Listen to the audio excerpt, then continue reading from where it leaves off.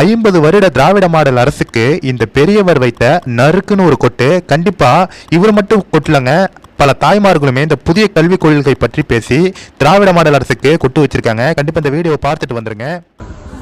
நம்ம கவர்மெண்ட் ஸ்கூல்ல இருக்கிறவங்களுக்கு ஏன் அது வரக்கூடாது? ஃப்ரீயா தரேன்றாங்களே. நவோதயா ஸ்கூல் வந்து ஃப்ரீயா தரேன்னு சொல்றாங்க, ஏன் அக்செப்ட் பண்ண மாட்டீங்க? அதான் நம்ம முதல்வர் கேட்கிறோம். இதுதான் வந்து இந்த ஆட்சியில இருக்கிறவங்க முதல்ல வந்து யோசிக்கணும். ஏன்னா இது யாருக்கு ஒரு தனி மனிதன் அவரோட தனி மனிதனோட சம்பாத்தியத்துக்காக என்ன சொல்றாங்கன்னு யோசிக்கணும். நிறைய பேருக்கு வந்து ஒரு ஹிந்தியோ ஒரு மலையாளமோ ஒரு தெலுங்கோ ஒரு பிரெஞ்சோ கத்துக்க முடியாத நிலைமையில இதோ இந்த பக்கத்துல தான் ஸ்கூல் இருக்கு. இந்த ஸ்கூல்ல எப்படி இந்த ஸ்கூல் பையன் எப்படி படிப்பான் சொல்லுங்க தயவுசெய்து. கார்பரேஷன் ஸ்கூல்ல படிக்கிறது தெரியாது.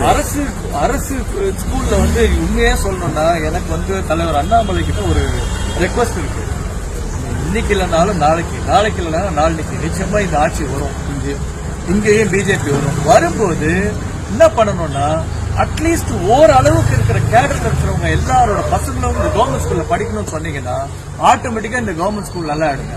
இந்த கவர்மெண்ட் ஸ்கூல்ல யாரும் படிக்க வைக்காதனாலதான் நம்ம ஊர்ல என்ன பண்றாங்க, இவங்களை ஏமாத்திட்டு.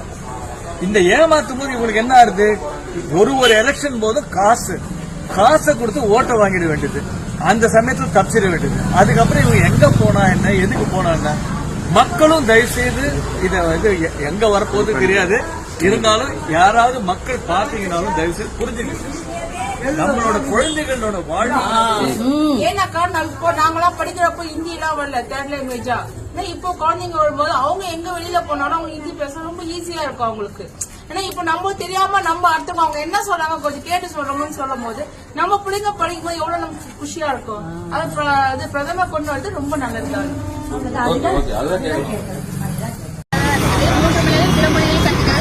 வருங்காலத்துல வந்து ரொம்ப உதவியா இருக்கும். 2 மணிகளை எடுத்து அதர் வேலைக்கு போறதுக்கோ இல்லை மற்ற இதுக்கு டிராவல் பண்ணி எந்த நாளும் இதுக்கு வந்து படிக்கிறதுனால அது உதவியாகவும் கிடையாது. அதை வந்து மத்திய அரசு பயன்படுத்தினா நமக்கு ரொம்ப நல்லா இருக்கும். கண்டிப்பா இதை கொண்டு வரது வரவே இருக்கும்.